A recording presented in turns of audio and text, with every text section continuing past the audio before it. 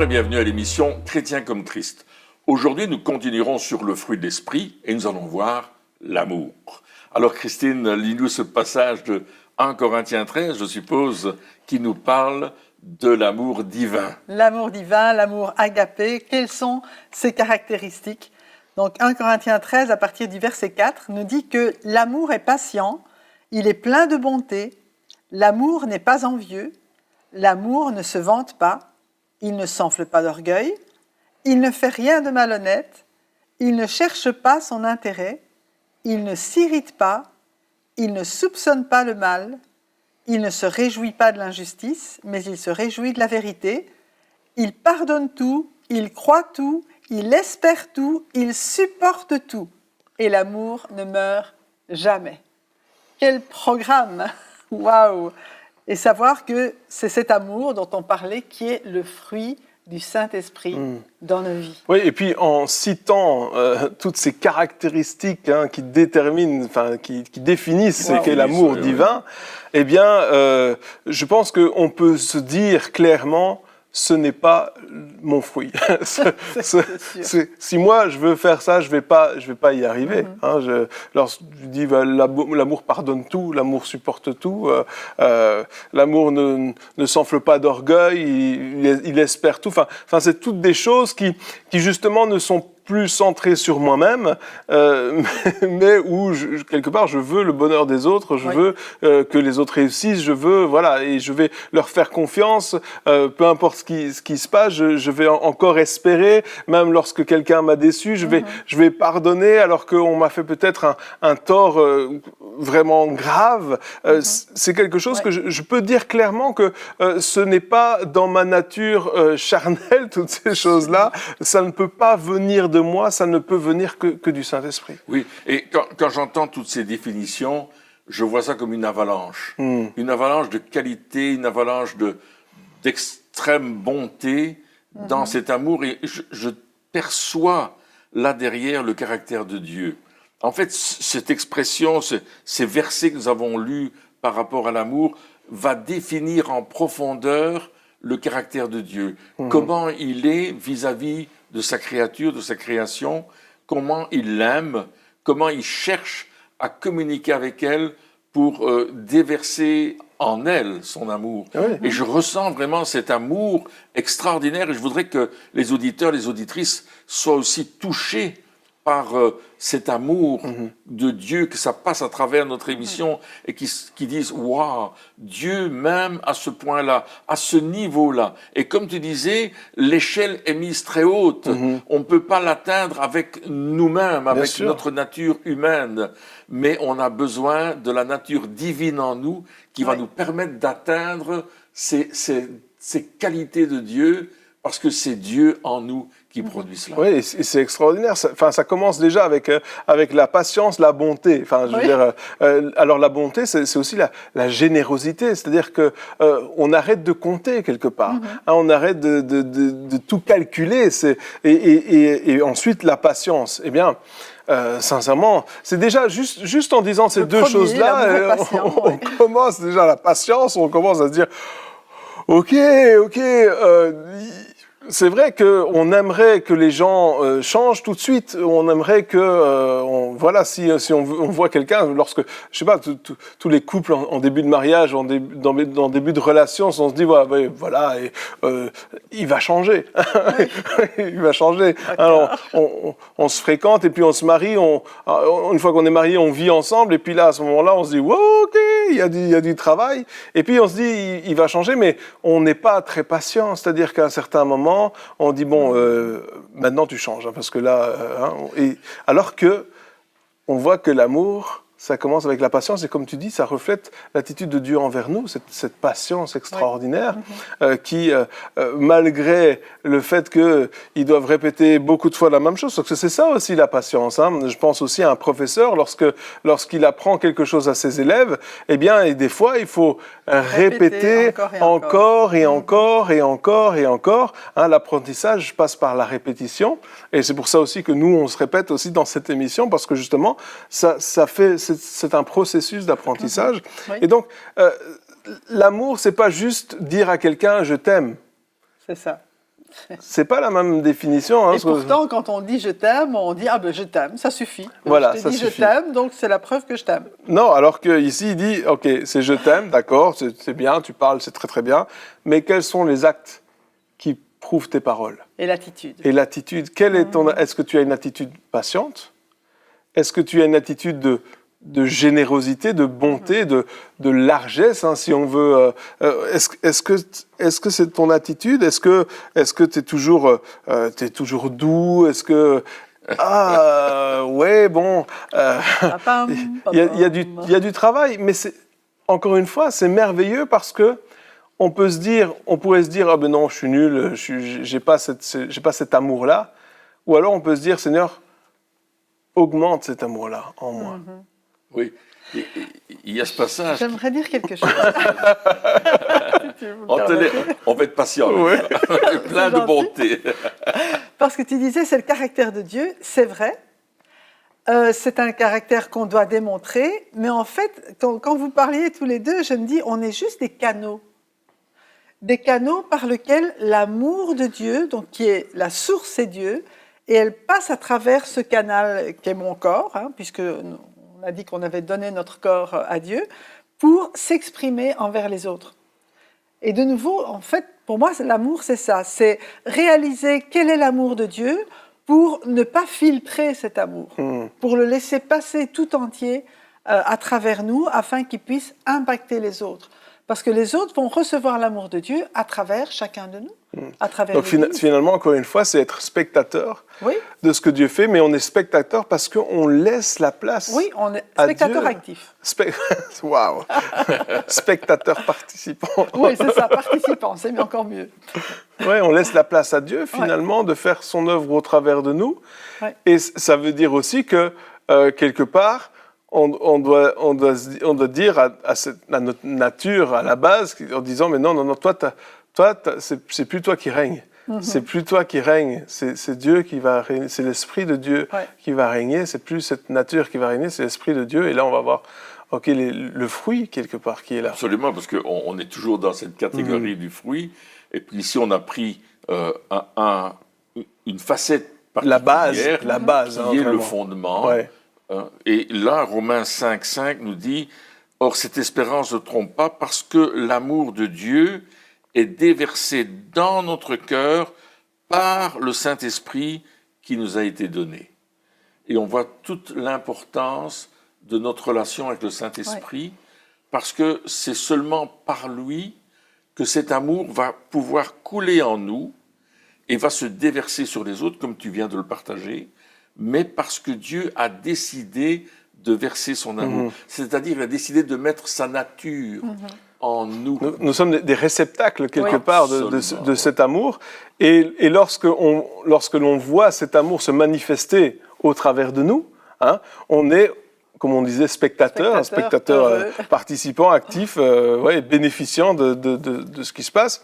Et puis on voit, on se dit, waouh, aussi, je ne savais pas que je pouvais aimer comme ça. Je ne savais pas qu'il y avait... Parce que, encore une fois, l'amour, hein, on a des définitions aujourd'hui dans notre entourage d'amour qui sont vraiment faussées parce que c'est un amour du donnant-donnant, c'est un amour au profit, c'est un amour extrêmement conditionnel, c'est-à-dire que le moindre faux pas, on enlève cet amour, alors que l'amour divin, il n'est pas conditionnel. Ça veut dire que on peut aimer des personnes qui ne nous aiment pas. Oui.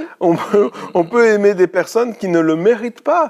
On peut aimer des personnes ou des pays, ou peu importe, qui ne rentrent pas dans les conditions qu'on a souvent pour pouvoir aimer. Et là, par exemple, un autre facette de cet amour, c'est que l'amour refuse d'être envieux. Il n'est pas envieux, donc il refuse d'être jaloux. Une autre version dit, il refuse d'être jaloux lorsque quelqu'un reçoit une bénédiction. Oui. Et ça aussi, on peut voir dans notre vie souvent que si on voit quelqu'un qui reçoit quelque chose que nous, on voulait, pourquoi lui, pas moi, lui il est béni, moi je ne le suis pas, Dieu m'aime pas, etc. Donc quelque part, c'est parce que lorsqu'on a cette attitude, c'est parce qu'on n'a pas compris ce qu'est vraiment l'amour et qu'on n'a pas laissé Dieu déverser son amour en nous. Apprendre à se réjouir des bénédictions des autres et que ce soit une vraie joie. Que ce ne soit pas semblant, oh oui, c'est bien, je suis contente pour toi, mais que réellement dans notre cœur... Et qu'à l'intérieur, on pense autre chose. Hein. Mais que réellement, on se réjouisse du bien des autres. En fait, c'est ça. L'amour, il est toujours vers quelqu'un. Il n'est pas centré sur soi. Ce n'est pas l'amour de soi. Oui, parce que c'est ça, justement, l'amour ne se vante pas. Oui. Et donc, se vanter, c'est dire, regardez ce que j'ai réussi, regardez ce que j'ai accompli, ce que je peux faire, regardez-moi.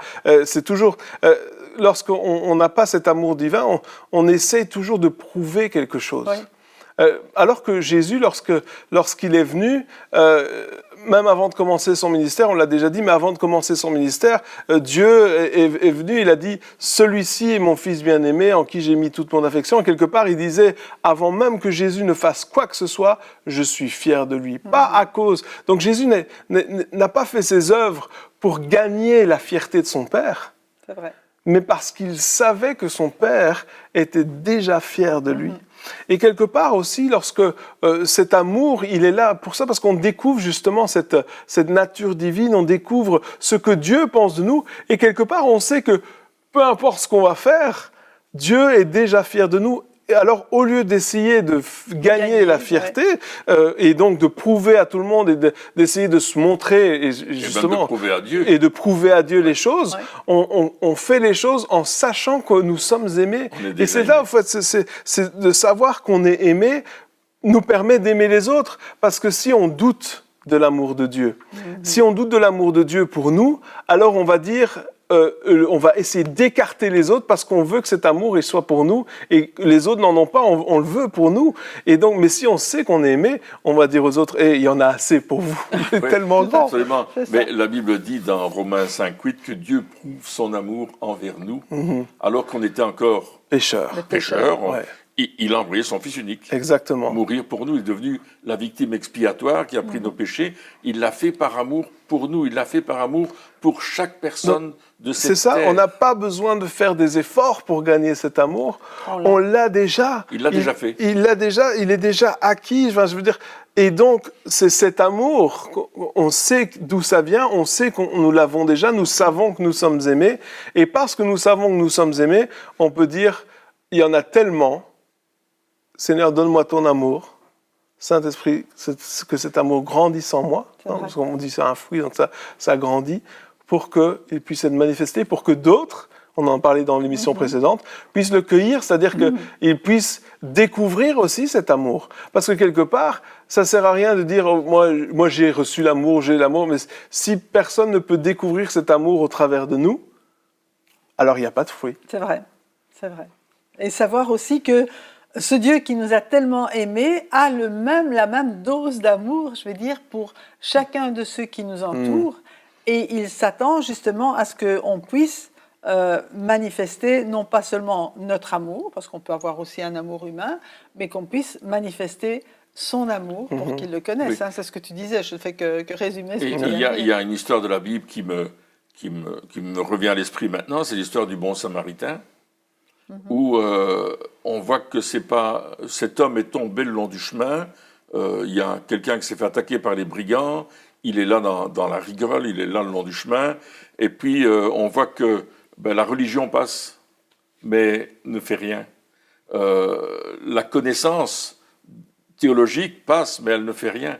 Et puis il y a ce gars qui arrive sur son cheval, et puis il a toutes ses affaires avec lui, c'est un marchand, il fait du business, c'est un homme d'affaires, et puis il arrive là, ce Samaritain, et il voit le monsieur dans le chemin, là, qui était complètement presque mort, et puis il va le prendre, il va le soigner avec ses propres affaires, il va démontrer cet amour. Bien sûr, Jésus nous parle d'une parabole extraordinaire où il montre combien Dieu est venu nous chercher pour nous aimer, pour démontrer son amour, et il va tout nous donner pour que nous soyons guéris, pour que nous soyons restaurés, pour que nous puissions reprendre une vie normale, et que ces blessures que nous avons eues le long du chemin de notre vie, ils vont être restaurés, et il va donner de l'argent en plus pour dire, écoute, moi je dois continuer mon travail, je m'en vais faire mon business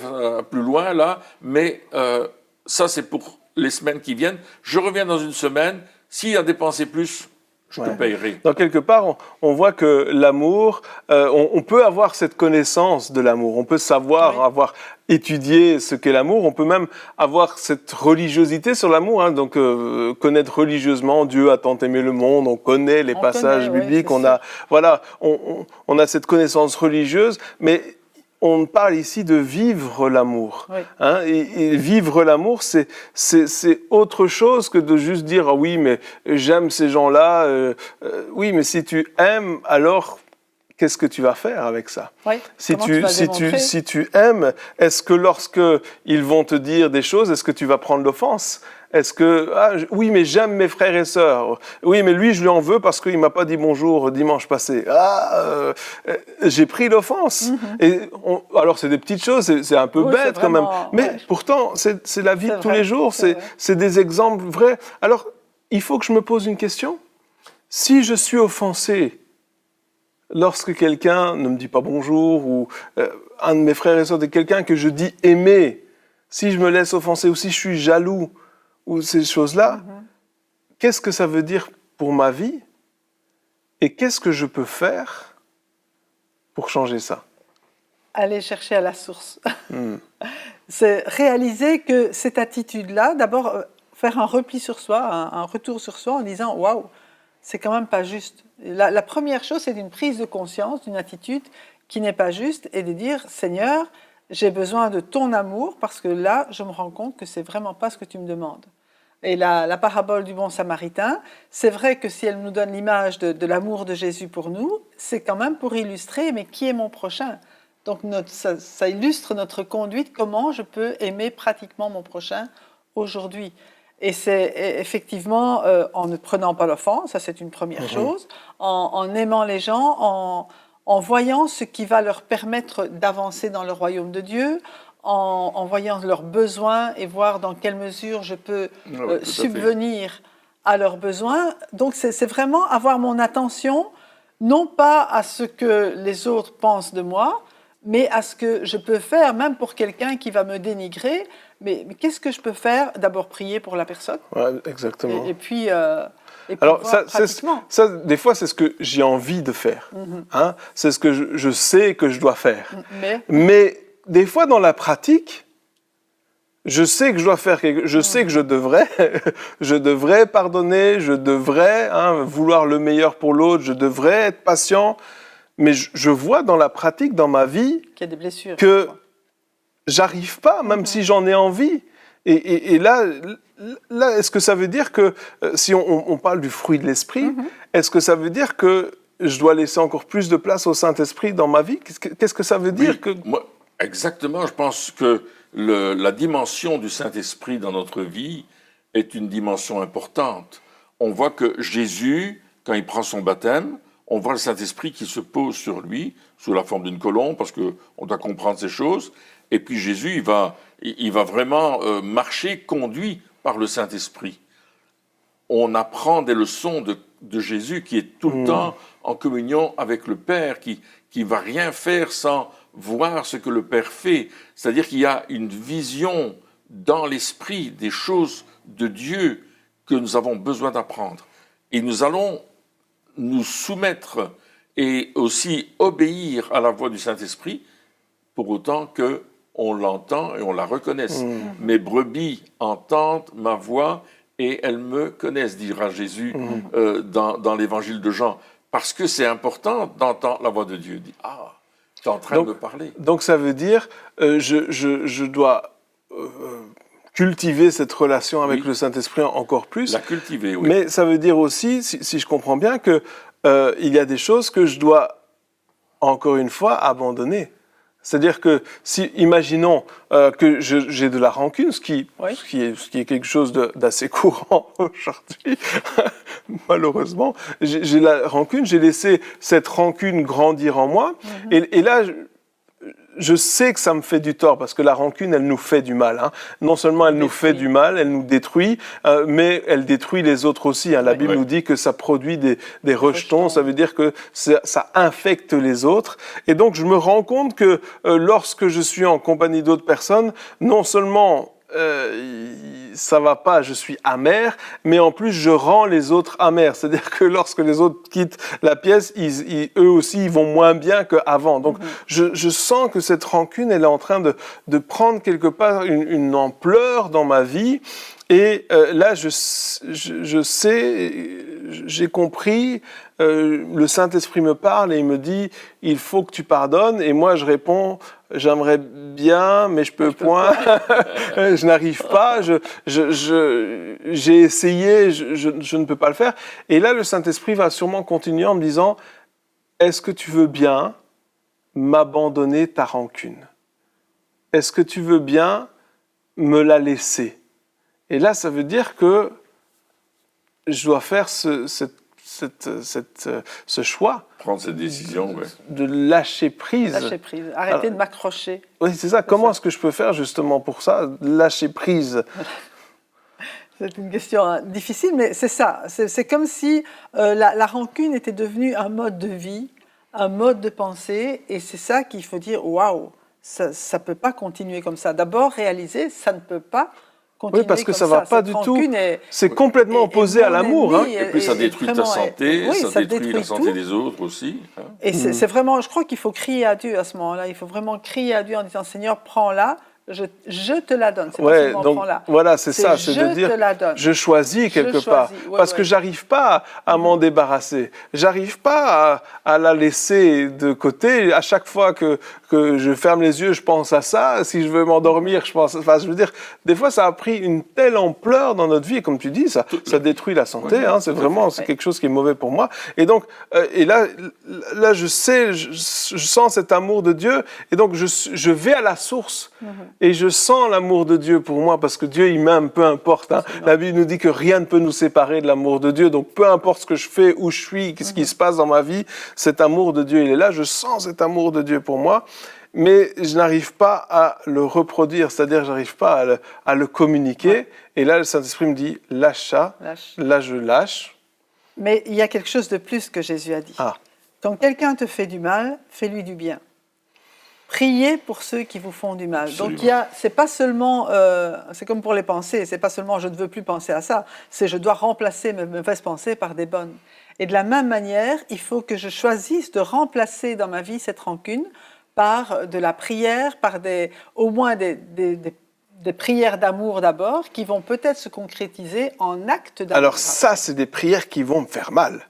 C'est-à-dire que ça va faire mal en sortant, n'est-ce pas? C'est vrai. Mais si on en veut à quelqu'un, on va avoir du mal à le faire, ce genre de prière. Ouais. Mais ça veut dire que je dois me forcer aussi, hein, quelque part, à faire ces choses-là. Et en comptant, là, tu cries au Seigneur, je veux prier, je veux bénir la personne, je veux faire ce que toi, tu me dis de faire. Peut-être qu'au début, ce sera effectivement pas sentimental du tout, et sachant que l'amour n'est pas un sentiment, entre parenthèses.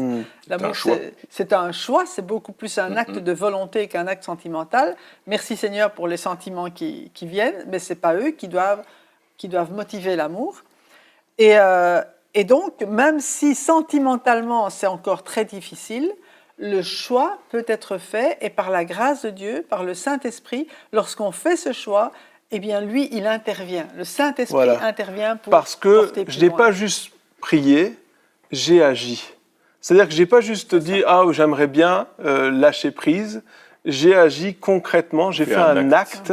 Hein, et Dieu, lorsqu'il voit ces actes, parce que c'est aussi un pas de foi, c'est un sacrifice, c'est quelque chose que, voilà, je le fais. Et là, Dieu voit ça et il dit... Lui ou elle veut vraiment s'en sortir. Elle veut vraiment, il y a vraiment un désir de changement. Et je pense qu'à ce moment-là, le Saint-Esprit dit, OK, maintenant que tu as fait ce sacrifice, maintenant que tu as pris cette décision, moi, je peux faire mon œuvre. Et là, il y a une œuvre de transformation qui s'opère dans notre vie. Ouais, et de guérison. Et de guérison et de libération aussi, hein, c'est vrai, parce que voilà, il y a toutes ces choses qui viennent. Et puis, et je pense que quand ça commence, encore une fois, peut-être on se répète un peu, mais quand ça commence, ne pas résister. Ne pas résister en disant non, c'est pas normal que je ressente plus de haine. Où elle est ma haine? Où elle est ma rancune? Je vais aller rechercher, je vais me remémorer ce que cette personne m'a fait, etc. Pour non, une fois que c'est en train de partir, laisse partir. Ouais. Laisse partir et laisse ces pensées de Dieu venir, parce que non seulement ça va restaurer l'âme, ça va restaurer aussi le corps, hein, mais aussi, à un certain moment, ça va prendre une telle ampleur que ça va porter du fruit, et tu vas pouvoir dire après, voilà, on m'a fait une chose qui normalement est impardonnable, mais le Saint-Esprit, le fruit du Saint-Esprit, c'est-à-dire c'est pas moi, c'est pas moi, le fruit du Saint-Esprit était dans ma vie, que non seulement j'ai pu pardonner, j'ai pu bénir, j'ai pu prier, et laissez-moi vous aider, laissez-moi vous dire ce que Dieu a fait pour moi, hein, comme cette femme qui a dit, mais laissez-moi vous dire ce qu'il m'a dit, laissez-moi vous dire ce qu'il a fait pour moi, laissez-moi vous dire ce que Dieu fait, et ce miraculeux, parce que le miraculeux, c'est pas juste des choses visibles, hein, mais c'est aussi ce qui se passe à l'intérieur, ce miraculeux de Dieu qui se fait, ce fruit du Saint-Esprit, on dit, ok, j'ai enlevé le bouchon qui empêchait la sève de couler, j'ai enlevé ces choses-là, ces murs qui étaient là, et finalement, c'est pas moi qui ai fait l'œuvre, mais moi, j'ai décidé de laisser couler cette vie en moi. On est allé à la source, on a nettoyé la source, on a nettoyé ce qui polluait la source, à la base même, et on n'a pas seulement nettoyé la rivière, parce que parfois on nettoie la rivière, mais on ne nettoie pas ce qui pollue la rivière. Et là, on est allé enlever ce qui polluait la rivière de l'amour de notre vie, la rivière de l'amour de Dieu qui coulait par le Saint-Esprit dans notre vie, comme disait Romains 5,5, et on a laissé Dieu agir dans notre vie, à travers notre vie, et on voit le résultat dans l'amour que j'ai pour l'autre qui m'a offensé ou avec qui j'ai eu un différend, et je commence à l'aimer différemment parce que c'est Dieu qui l'aime à travers moi. Exactement. Ça, c'est la victoire. Oui, c'est ça. Et puis, on voit, donc, l'amour ne faillit jamais, l'amour n'abandonne jamais. Ça veut dire quoi? Ça veut dire que lorsque Dieu il manifeste son amour en nous, lorsqu'on lui dit « Ok, tu prends place dans ma vie », eh bien, peut-être qu'on va faillir à un certain moment, peut-être qu'à un certain moment, on va se tromper, peut-être qu'on va se prendre un mur, peut-être que, voilà, on va pas faire les bons choix, mais l'amour n'abandonne jamais. Ça veut dire qu'il va dire « Relève-toi », recommence, je continue à croire en toi, je continue, et nous, de la même manière, on va pouvoir dire aux autres, j'abandonne pas, je recommence, je continue à croire en toi, je continue à espérer pour toi, en sachant que cet amour-là, il est divin, il vient de Dieu, et on doit dire, Seigneur, je laisse cet amour divin couler en moi, je te laisse la place, et je veux plus qu'il y ait rien qui l'empêche de venir dans ma vie, et de prendre toute la place, et puis de porter du fruit, hein, c'est ce que Dieu veut vraiment pour nous. Eh bien, chers amis, merci encore de nous avoir suivis pour cette 100e émission. Et puis, on se retrouve très bientôt pour la suite. Au revoir.